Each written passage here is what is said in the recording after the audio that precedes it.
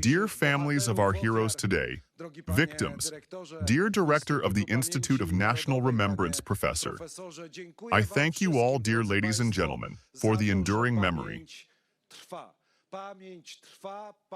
The memory endures. The memory builds also our future. And today memory triumphs before our eyes. Truth and memory. And that is why we have gathered. Ladies and gentlemen, ignorance about the missing undermines the reality of the world. These are the words of poet Zbigniew Herbert. And we are here because of this to ensure that the reality and the actuality of the contemporary and future world are heard. Because we do not agree to forget about the 120,000 Poles, civilians, women, children brutally murdered by Ukrainian nationalists.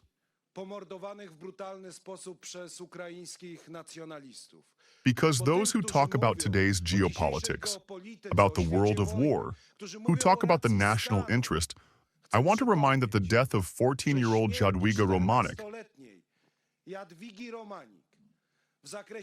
in terms of her pain threshold, in terms of what her parents experienced, in terms of what she felt in her heart when she was being murdered by Ukrainian nationalists, is the same, dear ladies and gentlemen.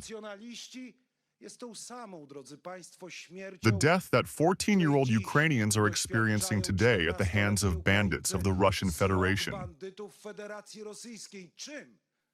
How do these deaths differ? Is the death from yesterday somehow gentler than the death of tomorrow?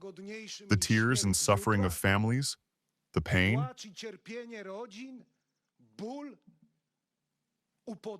Therefore, we must speak clearly, ladies and gentlemen. Yes, the memory, history, and truth about the Volhynian genocide shapes the future.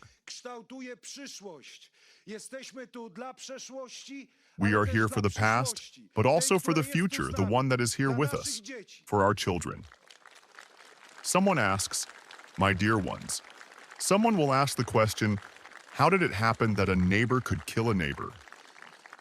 Ktoś spyta, moi kochani, ktoś zada pytanie, jak to się stało, że sąsiad mógł mordować How did the Volhynian massacre occur? How did it essentially happen when in pre-war Poland, before the year 1939, in this republic, in the Second Republic, there were over 5 million Ukrainians living, who were citizens of the republic. Mieszkało ponad 5 milionów Ukraińców, którzy byli obywatelami Rzeczpospolitej.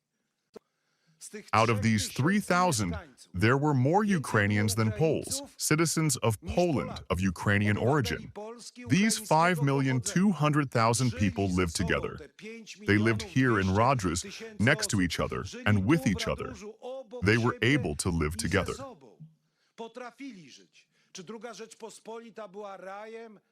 Was the Second Polish Republic a paradise for Ukrainians? It was not. There were many normal tensions on the scale of national minorities, but no one held an axe to any child's head.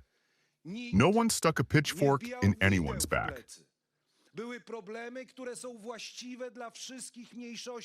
There were problems that are inherent to all minorities. They existed then, and they exist today, and they will exist in the future. But they lived next to each other and lived with each other.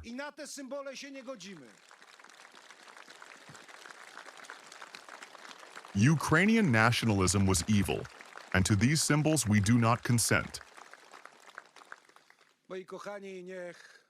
My dear ones, may God grant eternal peace and rest to all the victims of the Volhynia genocide. May He watch over the wonderful families. May God grant wisdom to the leaders of the world and of Poland and Ukraine and all of Europe. Let us never, dear ladies and gentlemen, confuse reconciliation with amnesia, reconciliation with forgetting. We need today truth, memory, for a better future in the 21st century. Without genocidists and without genocidal symbols. May God bless Poland. Long live Poland.